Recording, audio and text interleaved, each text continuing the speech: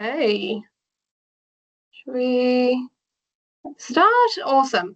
Good morning, everyone, and welcome. Thank you for joining us today for Access New Markets, practical insights into navigating partnerships with primes. We're delighted to have such a strong mix of businesses, industry representatives, and ecosystem joining us as well today. Just for an overview, this session has been designed to provide practical insights and creating meaningful connections between SMEs and primes as a whole. Just before we begin, I wanted to talk about a few housekeeping items. The session will run for approximately 60 minutes. We encourage you to also submit questions through the discussion using the Q&A panel rather than the chat. We will aim to address all relevant questions during the conversation and reserve some time at the end for any additional questions there as well. As mentioned, please use the Q&A function rather than the chat, just so we can easily track and respond. Otherwise, it becomes a little bit tricky for us. Otherwise, please finally note that this session is being recorded and will be shared on our website as a future resource.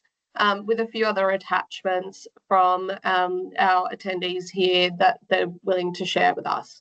If there are any technical issues on our end or on your end, please don't worry about that. Like I said, it will be available on the website to refer to later.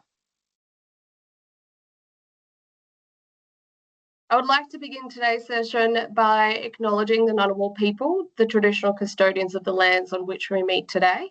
Pay my respects to their elders past and present. I also extend that respect to all Aboriginal and Torres Strait Islander peoples joining us today from across the nation.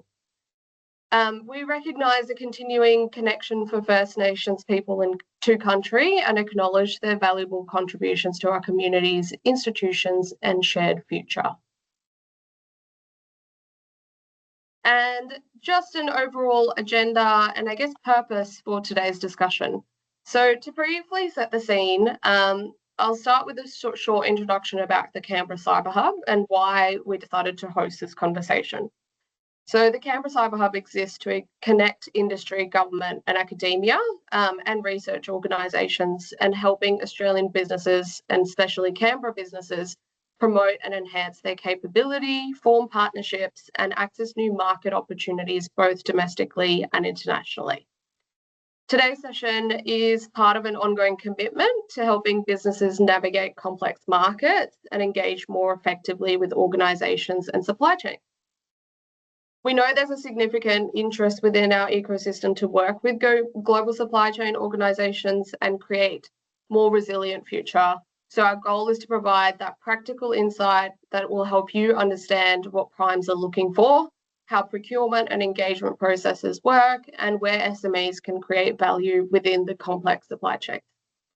To guide our discussions today, I would like to introduce you to our facilitator, Karen Chilling, the ACT Defence and Advanced Technology Industry Advocate and Canberra Cyber Hub Director.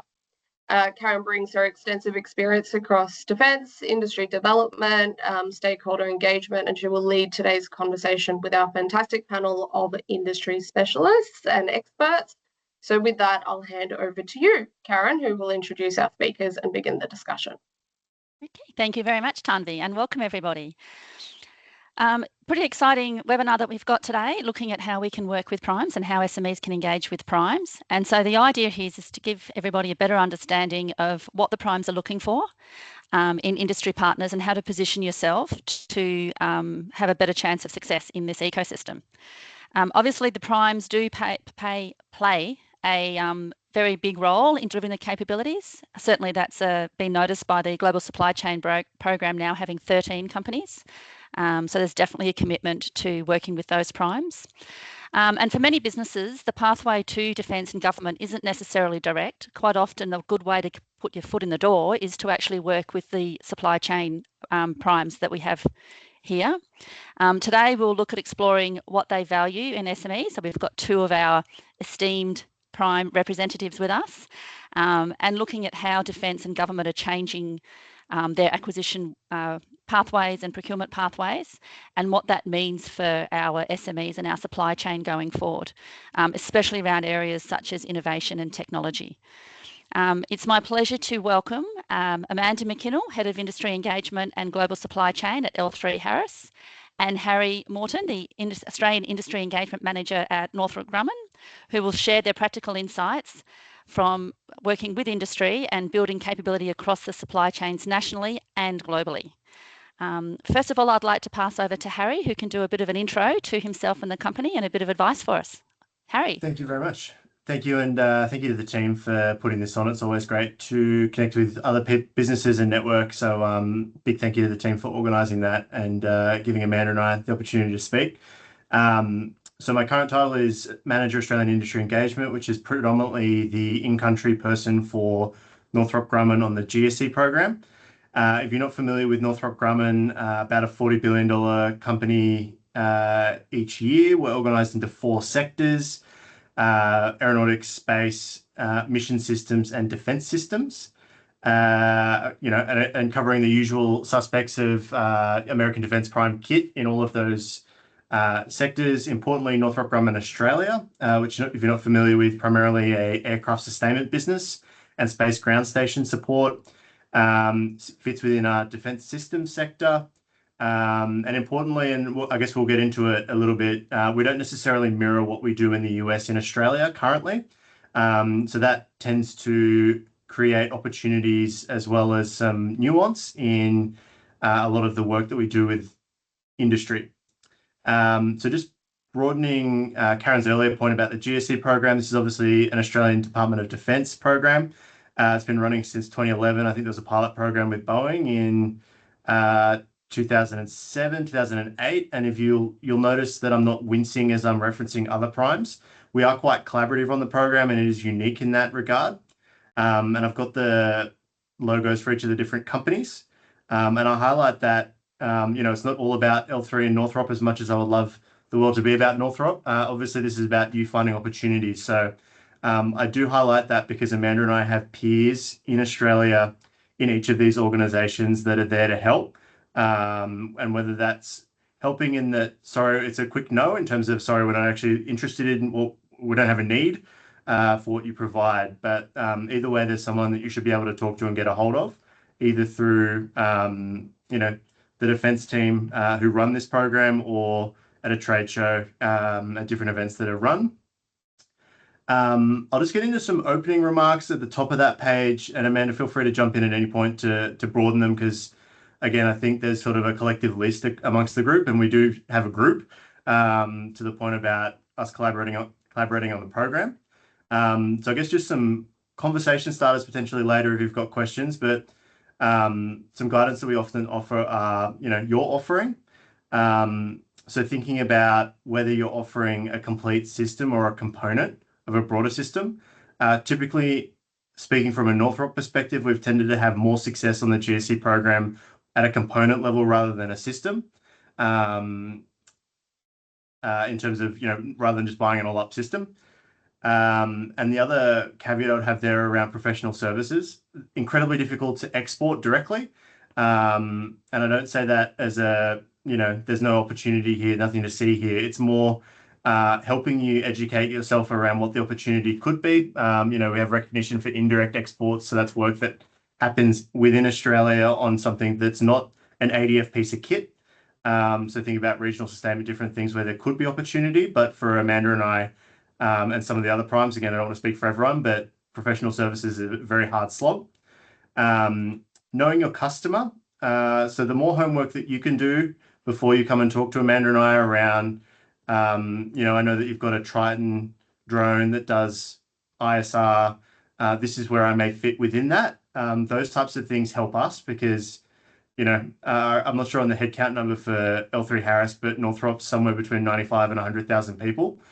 So anything we can do to whittle that number down to the right person that we need to go and find to help you will help us. Considering whether what you're offering complements or competes with something in a prime, because that will obviously elicit different responses from us or in our case, US colleagues. And just to hammer it home, as much as, all the US primes are the same, we're really not. And so, there'll be some things where L3 Harris and Northrop compete, but there are other things that we do that are completely different to each other. And just orienting some of the requirements. So, a lot of people will turn up and say, well, I've got my DISP qualification, which is a good thing for domestic programs. Absolutely encouraging that. And I think one of the other discussion points we'll have later is around specifically DISP. But depending on which prime you're talking to, you might have a separate set of requirements for that home country.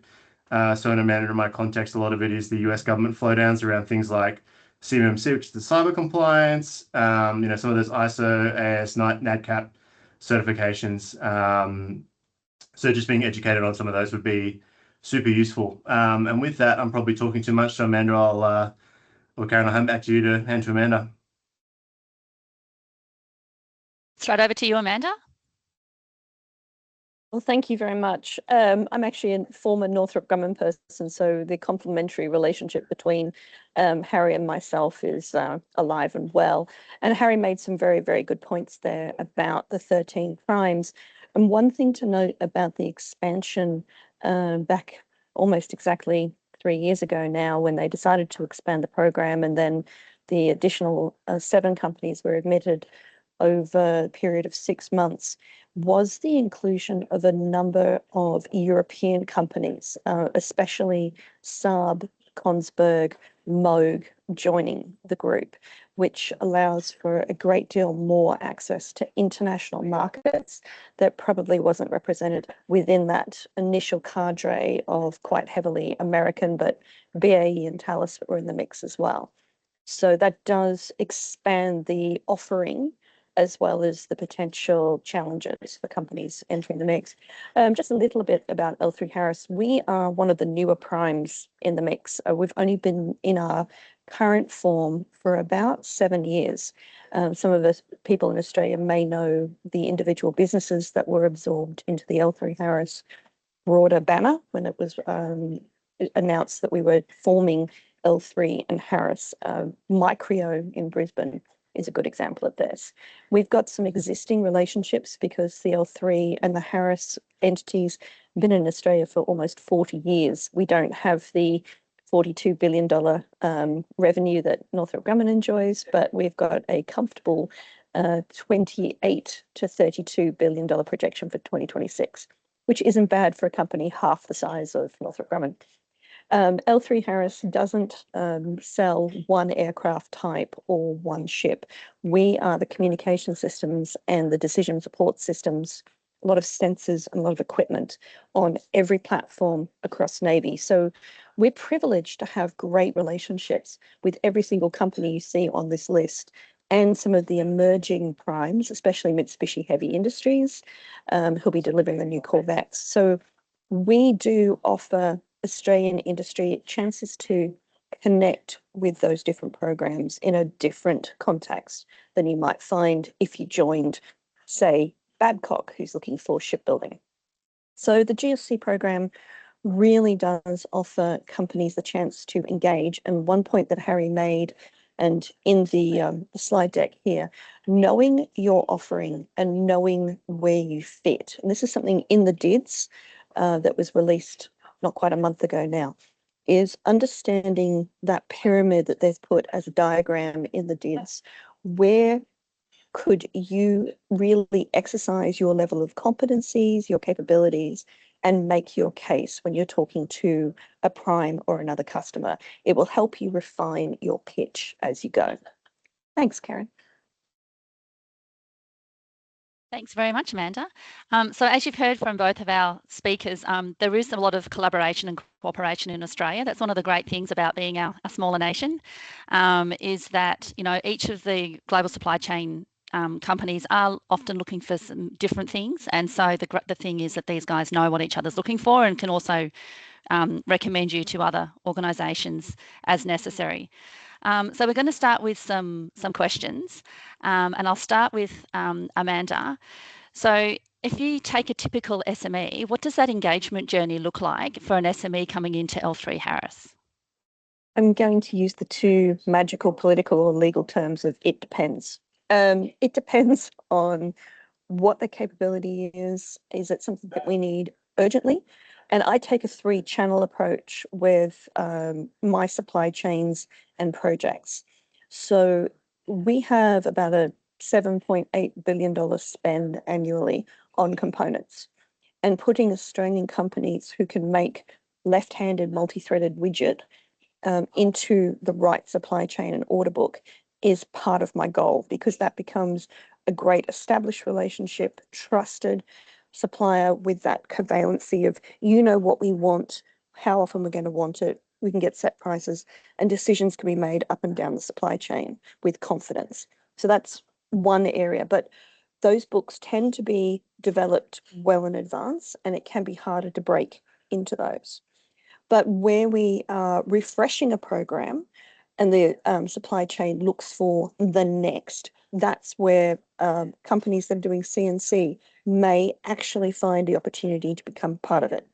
And then it's the companies who've got a novel capability that would match to an emerging project that enables it to be faster or cheaper, lighter, or definitely delivered far earlier, which is what my customer wants, that we're willing to talk about. The product and technology companies, if you've got something that could be added onto an L3Harris portfolio, definitely we make the connection, I'll find the right project lead for you, and that becomes 1, 2, 3. The whole frameworks about NDAs and risk analyses, they will happen as well. The more technology and service companies, that is definitely being passed to the areas of our company that are doing development. And so it's where you grow out in our tree. Thank you very much. And if I can ask Harry a similar question, but with a little bit of a bent, because looking at our audience, we've got lots of cyber companies, unsurprisingly, being the cyber hub. So for those, Amanda's spoken a lot about those technology and product companies, but for companies that are doing things like cyber, which is obviously a growing area and a growing area of concern, so cyber and AI and that sort of thing, how would they engage with the global supply chain and you guys? I think a lot of it can, and again, I'll use Amanda's caveat around it depends. That's where, the home company or the landed entity, and I'm speaking from a Northrop Grumman perspective, that can be potentially a better route because you've got a lot of the landed entity in terms of the company needing to do it and then finding a way to push into into the US supply chain. As in, for Northrop Grumman as an example, if Northrop Grumman Australia let you a contract to do part of our cyber security, that would then mean that you're sort of assessed against the Northrop Grumman Corporation requirements, which could then be a bridge into Big Northrop as an example. We haven't done a lot of cyber in our business currently because we did sell that off. So it's a little tricky to answer because we don't have a suite of things that we're actively looking for. But that would probably be one example. And I think also, we've done a lot of work with the Defence Trailblazer as well, and programs such as that, where you're getting investment from early stage to accelerate your TRLs, your TRL level, sorry. So I think some of those avenues can also be good. Like we've done a lot of work in identifying companies that can do those types of engagements where we are really focused on developing a technology. Excellent. And I guess the other way to look at it would be that within your own supply chains, you're going to expect that they are cyber secure. Correct.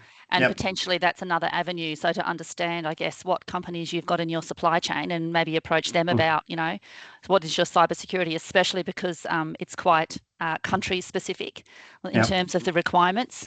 So, the companies that are doing those services here could actually have that market as the supply chain companies that are here as well. And I think that's a really good point, Karen, just to expand on it, particularly with manufacturing. That's where we find something unique that is a gap. We often do make connections to people that we do contract directly with. So that sub-tier, it's a really good point that you've made there. Excellent. Okay, I've got another question for you, Harry. The National Defence Strategy that is shaping defence procurement, acquisition and sustainment priorities. From an SDIP perspective, and hopefully people know the acronyms that we're using, the Sovereign Defence Industrial Priorities, what should SMEs focus on to make it easier for primes to understand their capability and where they fit into the supply chain? Yeah, so I think that's A really good question. I guess the frame of reference that I'll start with is that when Amanda or my companies are dealing with the Commonwealth, there's an expectation that we are referencing the DIDs, obviously, in terms of it's a key document that the government has published.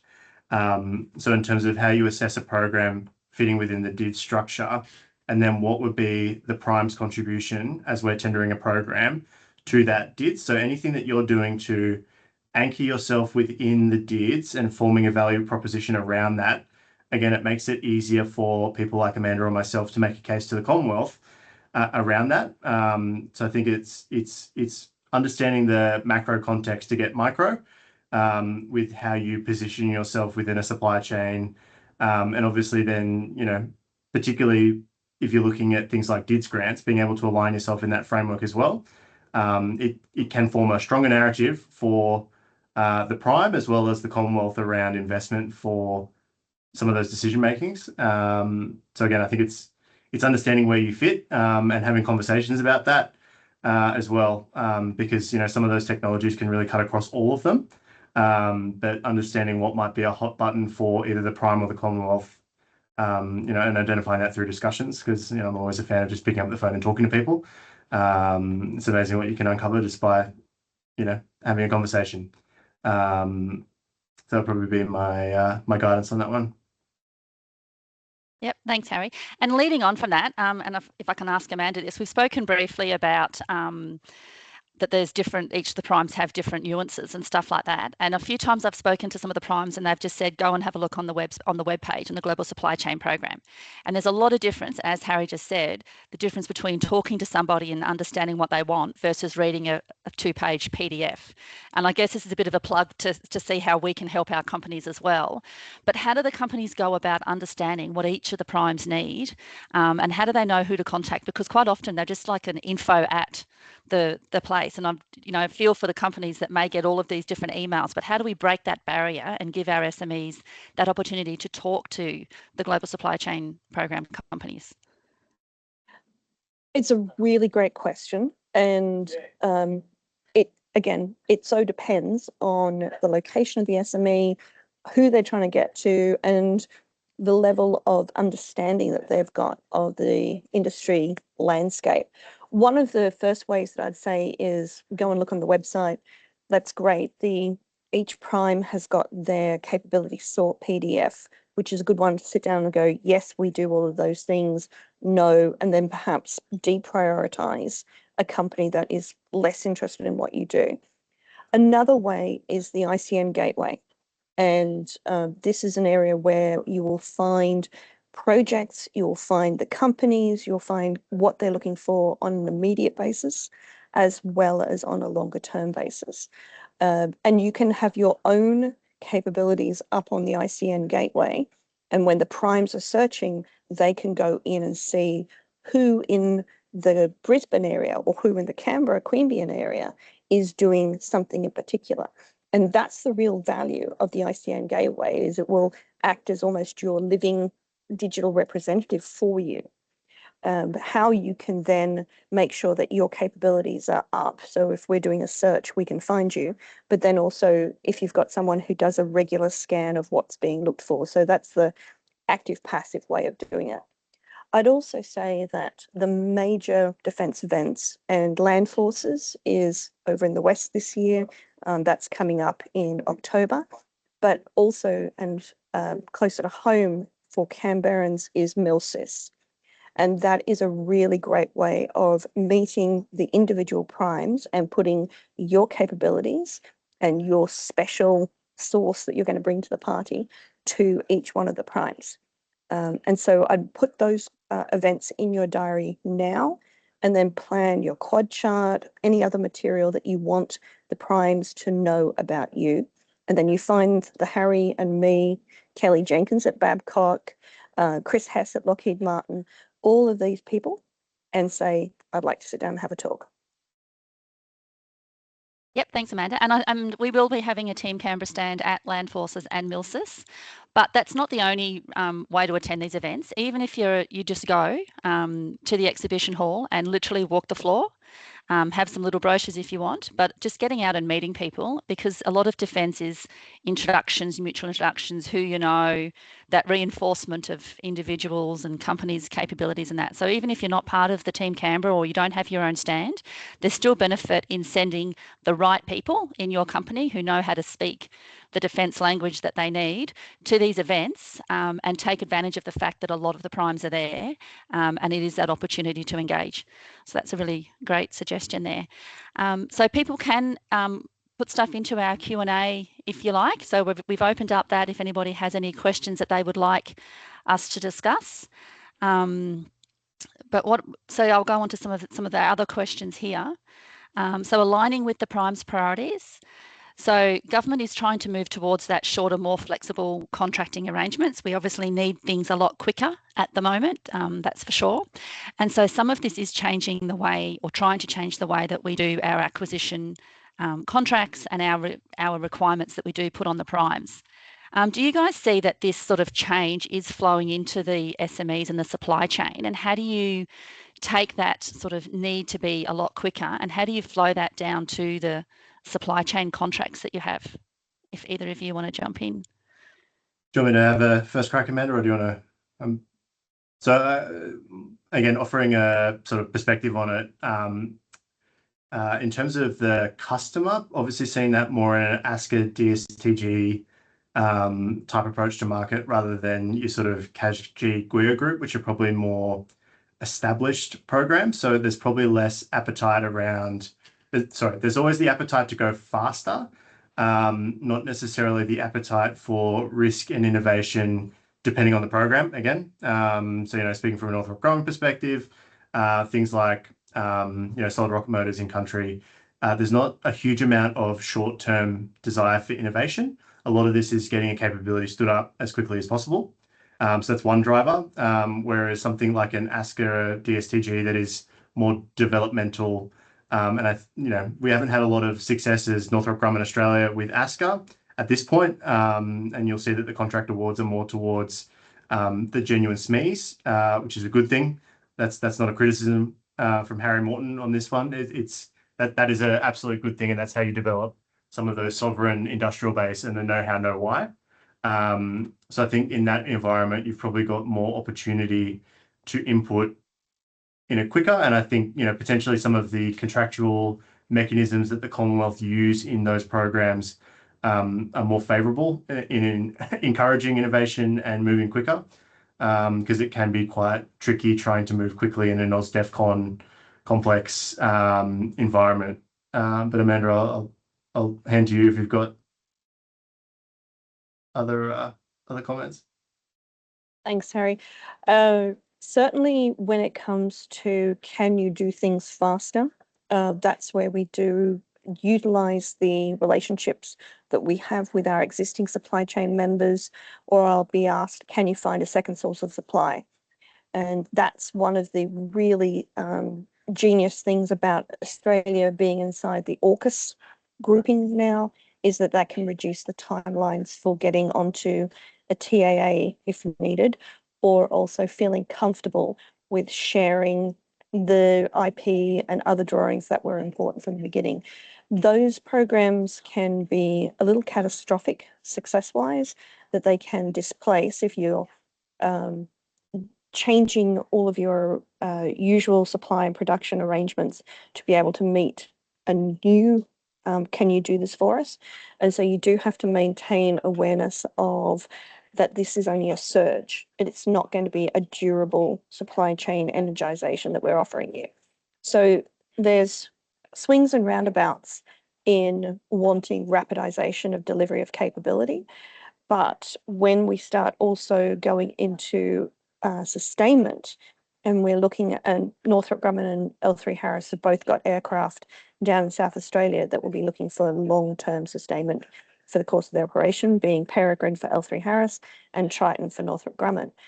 Being part of that family can really offer companies the opportunity to engage, and that's where the SDIPs become really essential, and being part of that longer landscape view of particular capabilities. So if you are a business that does have capability in aviation or other products, this is a good time to start looking at the S-steps and thinking, where could I really establish an ongoing pipeline of work, production, development, and sustainment for the long haul? Excellent. Thanks, Amanda. And one of the things that we'll do is a bit of a chart about the S-steps and some ideas to help the companies there. We do have a company here, and it's a question here. It's a very interesting question. How open are the primes to co-developing a technology? We do have a lot of universities and research organisations in the ACT, and lots of people with some really clever ideas and spin out opportunities from our tertiary sector. Or is there an expectation that everything is sort of functioning first? I'm happy to take that one first, if you like, Harry. So this is a good question for understanding which prime you're going to go to, as some are more willing to explore technologies than others. And early TRLs, whether it's one which is a good idea and you sketch it out on the back of a napkin, or it is actually relatively mature at TRL 8 or 9, thinking of, is it something that's actually needed? And we have all heard Hugh Maigret say that if he's asking for an iron, don't bring him a toaster. But at the same time, when he's looking for neatly pressed, tidy shirts, there could be another way of delivering it. IKEA's got the inflatable man that suddenly magically makes your shirt nicely pressed. Is it something that will achieve that outcome?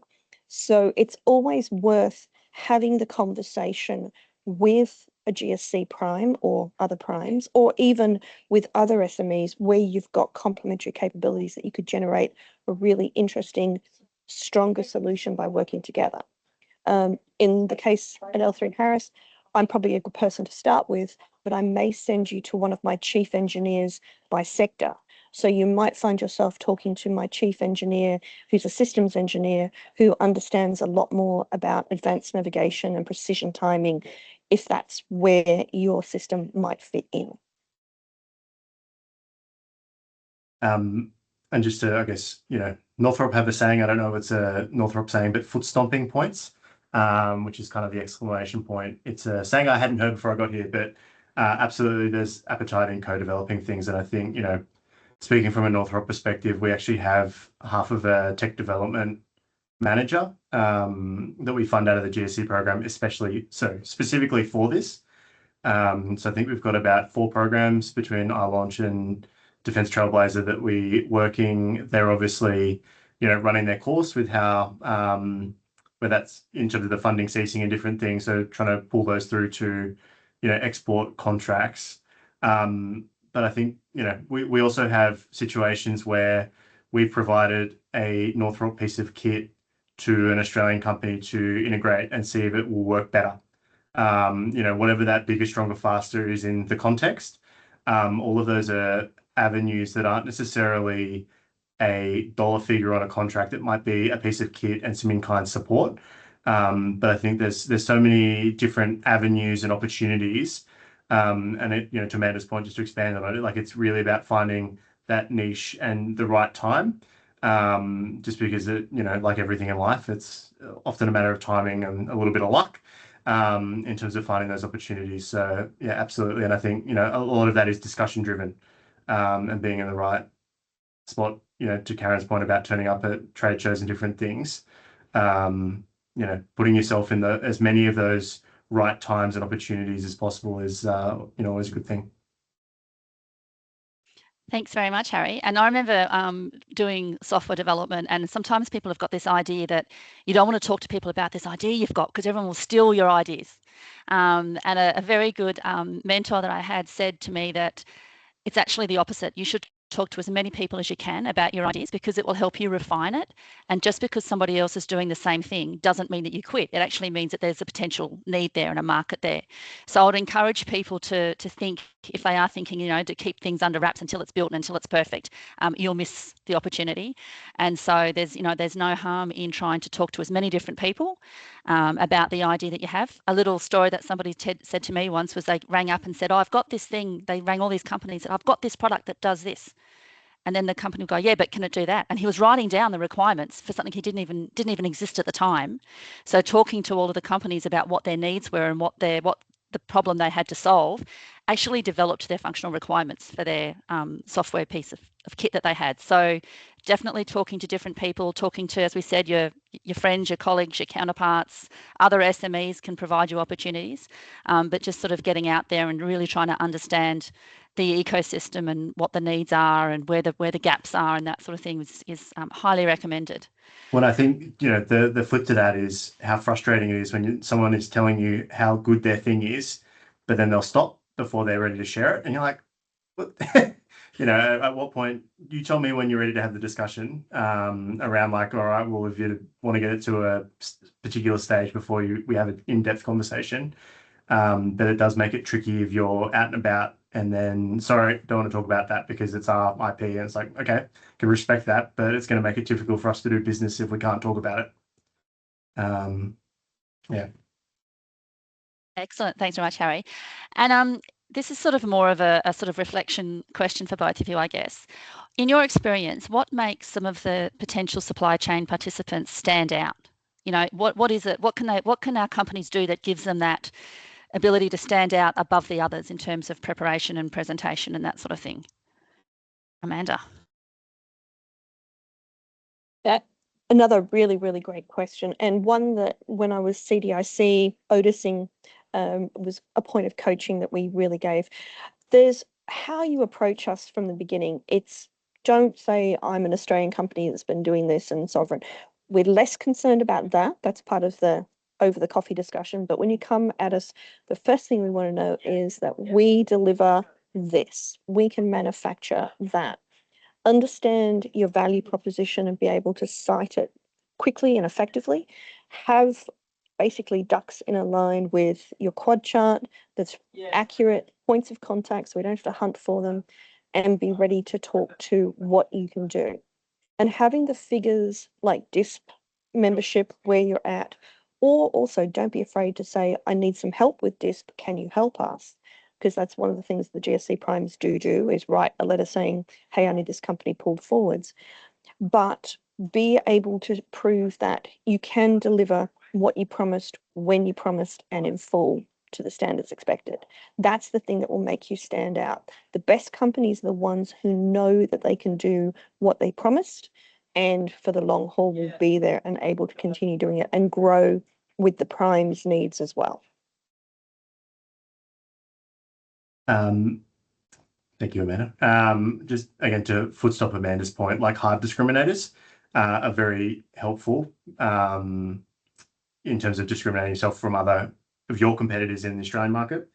I think, you know, putting on so in our GSC program, I'm probably the only person in Australia for Northrop Grumman. So I have a team of US colleagues and a US director who Amanda will know quite well. And I think when, you know, he's been at Northrop for 42 years, which is longer than I've been alive. So he's been around it and seen it all. And some of the times where he is most interested is where someone has turned up with an understanding of the global market that we operate. So that might be if you manufacture electronics and, you know, noting that the circuit board manufacturing in Australia is quite constrained. And there's certain countries where if you wanted to do business with Northrop, you absolutely could not do business in terms of sourcing. But understanding where focus countries are, so, you know, your Korea, Japan, etc., and talking about, oh, we've got a source of supply in Korea that could help you meet your offset obligations in that country. Those types of understanding is a discriminator, and obviously it helps us again in terms of what's the multiplier effect from, yes, you've got great capabilities, yes, we'll get, you know, either, you know, credit in the GSC program or in an AIC obligation, but what's the multiplier for then actually meeting an offset obligation in a third country? Those types of things and understanding some of that nuance. And again, you know, I won't claim to be an expert in offset programs, but a rudimentary understanding. And again, through conversation, you can kind of tease that out. Can be an easy way that is not necessarily your capability, but your way you do business can make it quite compelling for us. Excellent. I've just written down offset programs as something I need to research, obviously. with there. Fantastic. We've got another question here. When looking at potential partners, how do risk considerations and internal priorities shape the way that primes engage with new SME suppliers? Do you want me to start with that one again, Harry? Sure. Okay. Very definitely, we have risk priorities based on locality, type of company, the need. So if you imagine it's a Rubik's Cube that we're trying to solve at any given time. When we look at the program, if you imagine that a commercial radio, so the standard handheld that we compete with Motorola, versus the Army software enabled, heavily protected. So we would prioritize different suppliers for that range of radio, even though it's very much the same beast being produced. So we do a deep dive on the company. So you get the initial sniff of what's your ownership model, where what's your history of performance, but then we go into a much deeper risk assessment based on those companies. Now, recently I've taken 6 Australian companies through for 2 particular programs, and they've done really well. I was super proud of one company that got into the 90s, which was considered unheard of. So it's really impressing my supply chain and quality analysis teams when they're coming out and doing these risk analyses and these vettings of how strong Australian companies are. But it is definitely a slow burn for a new company coming into our books, whereas a company that's already supplying in one sector, that we can take about 80% is okay, but we might have to requalify them for a particular program and then the product. So it's a journey, but Australian companies are really showing their worth as they progress through the risk assessment. I think, not to repeat what Amanda just said, but I think, depending on where you fit in that risk matrix, and what you do, your path to contract may actually be quicker through an existing Australian supplier. So getting into that sub tier can be a really useful route to market. And, some of the things we've talked about with CMMC and different things, in terms of investment that you will need to make to be able to be compliant with that. In the sub tier, not everything gets flowed all the way through. So again, depending on where you fit in that spectrum, it may be a quicker and easier route to market through partnering or supplying into another Australian company to then get to an export. So that you're learning the ropes as you go around some of these flow downs without, having the trying to think of a polite way to put the, onus on you for all of these flow downs directly, would be the other thing I'd add to Amanda's answer. Excellent. Thanks very much. Yeah, I think when you're a small business, it's really hard to be excellent at everything. And, you've got limited resources and limited people, and you're actually being asked to expose yourself to all the requirements, whether that's ISO 9001, your CMMC, all that sort of thing. So that's sort of getting your foot in the door by subcontracting to somebody else and being at a lower tier just exposes the company to understanding how the big guys work. And you can learn by osmosis with a lot of this stuff and just learn to feel what the requirements are and go along, rather than try, because you won't be able to hire all these experts that you'll need as a small business to be fully compliant right from the start. And of course, those suppliers that you're working to will want you to be successful. No one's going to engage with a company with the intention that they're going to undo them and, lose money or try to screw them, because it's part of their reputation as well, which is why that risk comes into it and that sort of thing. So good tips, guys, with that. Looking at some of our other questions here. DISP has been raised a couple of times, and I think every workshop or forum that we go to, it's always there. What can the global supply chain primes actually do to help companies in that DISP side or any other of those sort of compliance sides? Like what resources do you guys have that these companies might be able to use to help them with some of these difficult compliance areas? Maybe we'll start with Harry. Yeah. I'll have to start. So obviously, Otis and different arms of government are all there to help you navigate a lot of this. Depending on where you fit in terms of the desirability, if we wanted to really do business with you, then I'm sure that there are experts within, Northrop Grumman Australia that could help. with that. But in terms of getting you prioritized, and I think Amanda mentioned it before, there is opportunity or avenues for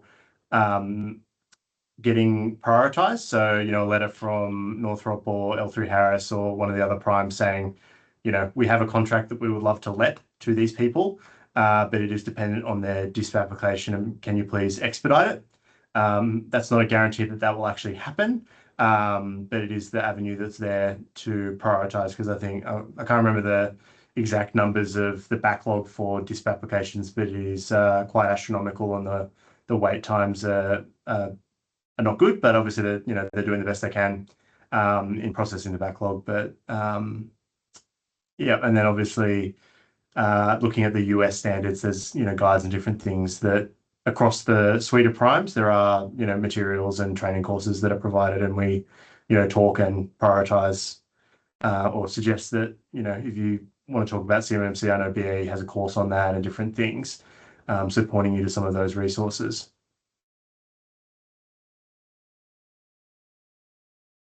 Anything to add, Amanda? I was just going to say, definitely, if you've been waiting for a long period of time and it's an urgent requirement, get in touch with your friendly prime. Also talk to Otis through the really newly refurbished Defence Industry Hub. They will be able to help you with the letter writing as well. That kind of pull through project by project is being emphasized now. One of the goals during COVID time was to try and get everybody up to a certain level whilst you had apparently a little bit more time in hand.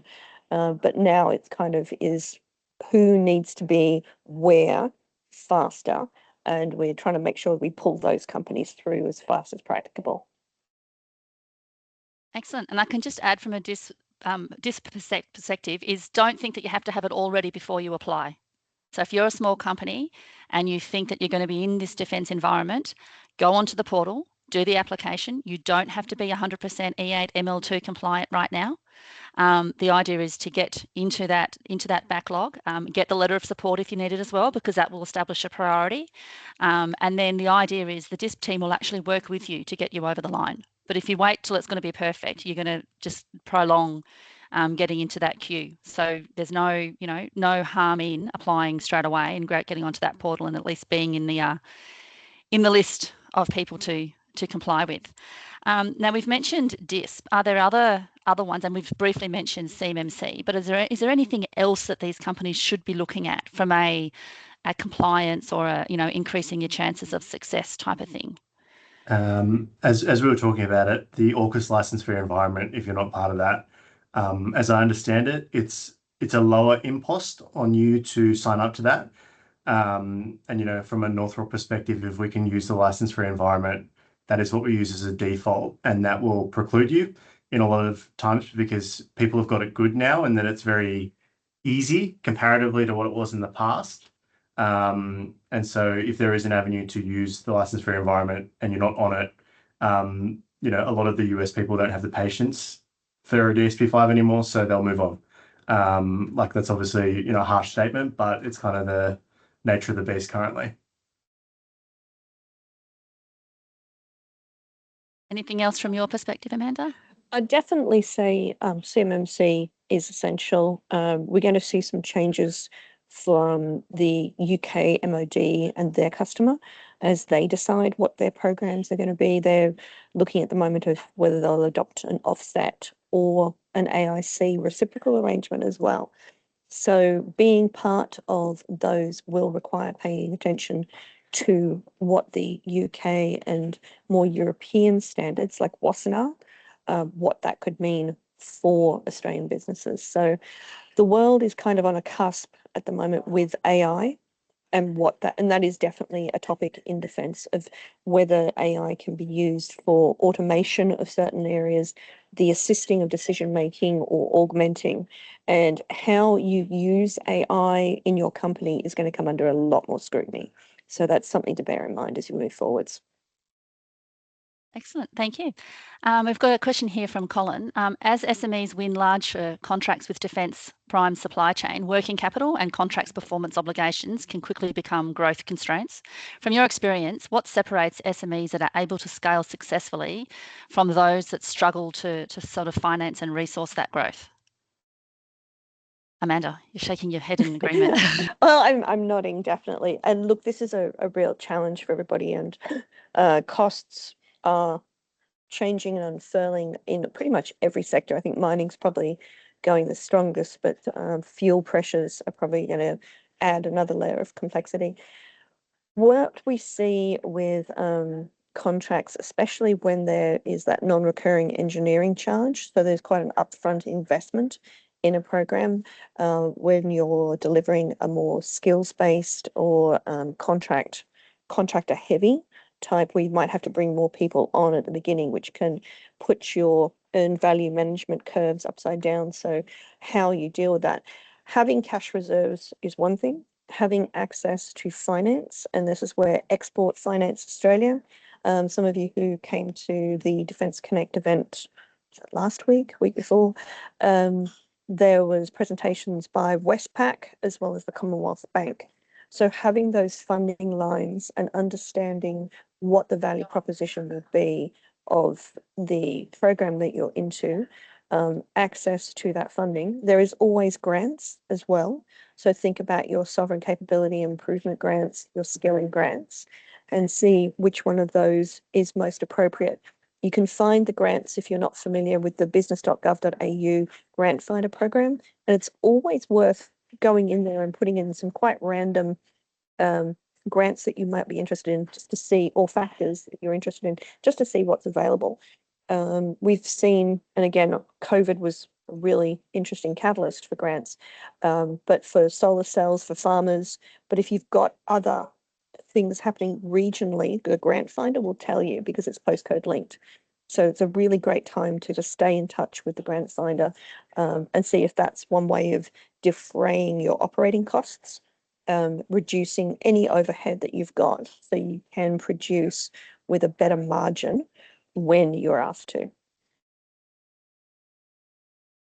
Yeah, it's just interesting listening to the question, because a lot of the time the challenge with scaling that I hear is actually workforce currently. So it's refreshing to hear something other than workforce, but I don't know, they've got much more to add to Amanda's comment there. Excellent, thank you. And just to plug the new Otis revamp, we're not calling it Otis 2.0, the Defence Industry Hub that is being created, so that's sort of what Otis is going to form into, is meant to be that front door for all of defence industry.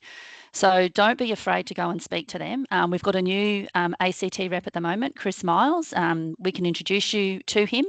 It's always good that they know who you are. But also go and talk to them about, you know, some of these struggles that you can foresee and stuff like that. They've probably heard it from other companies. They've got ideas. Amanda mentioned Export Finance Australia. It's not just if you're exporting. If you're supporting a company that's exporting, you're eligible to some of these things. And some things like Export Finance Australia don't actually take capital. So you're not going to be pushed down that VC line straight away. So definitely use the options that we have and that people are funding from Defence to help as well. So definitely that Defence Industry Hub would be a good one. Another question here is about, have each of you got a real life example of a really good success story that you can tell us that everybody can go, excellent, it does happen. There is light at the end of the tunnel. Amanda, or either one. Yeah, Harry. Well, I think in the pre-brief we'd spoken about the same company. So there's a company on the Gold Coast called PWR. They do, you know, thermal management, vacuum brazing. They have a legacy in motorsport. From a Northrop perspective, they would have been active on trade shows for a while, which tends to be the standard BD line around, you know, building some of those relationships. And even if there isn't a current demand, you know, just knowing who's out there is very useful. And also, from my perspective, the people that are turning up regularly indicates to me that there's a level of seriousness about this. It's not just the fishing, oh, I'm not sure about it, because you really need to want to be in defence. And so I think in 2024, we had 2 supply chain directors go through PWR on the Gold Coast. It so happened that what they do, we had a massive unmet demand for. And so that was a real priority for the line of business in the US. And so it was an active problem that they were trying to solve, which is obviously a good starting point in terms of customer demand. So rather than something that would probably take 2 or 3 years, took about 18 months to have them onboarded and receiving purchase orders. They've actually been elevated to category management, which if you're not familiar, the categories of things that we buy, they're now in it. So they just receive work based on program manager in the US flicking through the Rolodex of companies. So it's not something that the GC program is having to go out and actively get opportunities out for them. And they actually won a Supplier Excellence Award this year. So this is our US Supplier Excellence Award, where, they're strategic to Northrop. They're doing a wonderful job and they've been recognized for it. So that's one of those things that I haven't seen something happen that quickly in my time on the program. And again, it was just sort of right place, right time, and right opportunity. And Harry's right. They certainly are a company that we've looked at and we talked about, but I'll take Harry's 18 months and I'll raise you 5 months, Harry. Because they've already been through Northrop, so they've obviously. No, I kid. And again, we're joking, right? Like, it is. Yep, sorry. But that is a really good point, and one I would really encourage the SMEs to think about is when you have gone through Boeing's capability uplift, or you've been working with Babcock, or you have been working with Northrop Grumman, that is something to say on your quad chart, because we can't take their word as gospel. We'll still come and give you a deep sniffing, but it's good to know that you have been supplying this product already to whoever is in my competitive mates category. I'd also point to PWR spent 2 years planning their relocation and their upgrade, and that kind of investment in their maturity and their growth path. And they're quite a mature business, but they're also in more than one sector. They're not living and dying by defence orders. They are heavily leaning into the automotive sector. If you are waiting for defence contracts to come around and you're worried about your cash flow, you really probably need to think about where you are in other businesses. Some of the more successful, those quite solid in one product domain, but in multiple sectors. I'd point to AME Systems down in Victoria that provides cables and cable harnesses for agriculture, rail, as well as defence. Northrop Grumman certainly qualified them into Global Hawk and Triton, and Boeing, and I do accuse Nick Carthew of disloyalty for this one because they've got a picture of Loyal Wingman sitting at the front page of their website. There are some great companies around. I'd point also to A.W. Bell. You might have heard from Sam Bell speaking at D+I, and he gave some recounting of his journey with Northrop, Harry. But we are delighted that, again, 5 months from A.W. Bell being introduced to one of my key programs and a very exciting customer, they're going through their final qualification process, and there'll be some announcements about the next direction for A.W. Bell's products. And we'll just say that they're going over the moon. Wow, I'm assuming that's a literal quote there. Fantastic. Now, we are reaching the end of the time here, and I did want to mention that we're actually got a poll that we're going to ask people to quickly do at the end, so please don't just jump off straight away. I guess the one final question to each of you would be, if the company had to do, if you were talking to an SME and they needed to really think about one thing over the next sort of 6 to 12 months to become ready, what do you think would be that one thing that you would suggest to them? And if I start with Amanda? What are you going to continue doing into the future? Some companies may or may not have the equipment, the machinery. I always think people, processes, systems, outcomes. If you know what you want to be, if you know the people that you have and the people you need, can you upskill them? Is there something that you need to grow to be on that rising curve of demand for the future? And I think I'll probably go more to the how than the what, but just go out and talk to people. I think the more conversations you have, the more you'll learn. I'm constantly learning things about people that we work with today that I didn't know. And often can lead to another opportunity or another conversation with someone else. So that'll probably be my last words on it. All right, fantastic. I just wanted to thank Harry and Amanda for graciously giving up their time and asking some of these tricky questions, being put on the spot there. And it's really great to get your insights and your lived experience, having been in different organisations and different areas and dealing with these SMEs all the time. So thank you very much, guys. You may probably get companies reaching out to you to ask you some more questions, which is great. I'll now hand back to Tanvi, who will do a bit of a close. And as I mentioned, don't come off yet. We've got a little poll at the end, but over to Tanvi. Thank you so much, Karen and Amanda and Harry. Like Karen said, we really appreciate all of your time in taking part of the event, and also the attendees. Thanks for sticking around and registering to be here. As Karen said, please wait for the poll. It only takes 30 seconds to a minute to complete it. It's just a great way for us to see what works and how we can improve on future events and deliver content that's actually valuable to you. As you'll see, there is a QR code on your screen now as well to find out more about our upcoming events as well. Just as a quick little update, we have our next Canberra Cyber Hub Forum around Commonwealth Cyber and Digital Roadmaps Unpacked. That's on the 11th of August at the Shine Dome. And you can scan that QR code to go straight to our website to register and learn more. Otherwise, I hope you all found the session informative. It will be uploaded onto our website as a resource ongoing. And we look forward to seeing you at the next event. Thank you. Thanks all. Thanks, everybody.